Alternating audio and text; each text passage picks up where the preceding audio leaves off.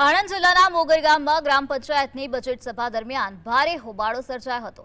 સરપંચના પુત્ર દ્વારા પંચાયતનો વહીવટ ચલાવવામાં આવતો હોવાના આક્ષેપો વચ્ચે સભામાં બજેટ મુદ્દે મતદાન કરવામાં આવ્યું, જેમાં 7 સામે 8 મત પડતા બજેટ નામંજૂર થયું।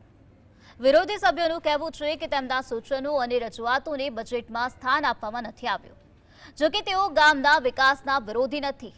બજેટ સભા સ્થાનિકોની હાજરીમાં જાહેરમાં યોજાઈ હતી અને કોઈ અનિચ્છનીય બનાવ ન બને તે માટે એક્ઝિક્યુટિવ મેજિસ્ટ્રેટ તેમજ પોલીસનો કાફલો પણ તૈનાત રાખવામાં આવ્યો। હવે પંચાયત સુપરસીડ થવાની શક્યતા વ્યક્ત થઈ રહી છે। આજે મોગરની ગામ સભામાં જે બજેટ નામંજૂર કરવામાં આવ્યું છે એનાથી ગામમાં અવ્યવસ્થા ઊભી થશે। રસ્તા, પાણી, લાઇટ, સ્વચ્છતા, ગટર અને બધા જે આનો અસર થશે।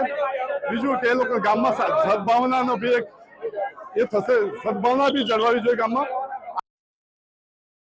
સમર્થનમાં લીધા નહીં અને એમની જાતે સરપંચનો પુત્ર અને તલાટી એ બજેટ તૈયાર કરેલું। શું હતું આ બજેટની અંદર એવું કે જેનો આપણે વાંધો હતો?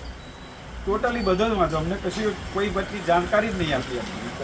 વિકાસનો મુદ્દો, આવક જાવક, એમાં અમને પહેલાં કોઈ જાણકારી જ નહીં આપી। અમે એનો અભ્યાસ કરીએ, ભાઈ આ રીતે કાચું તૈયાર કરીએ, ભેગા થઈને તો કરવું જોઈએ ને।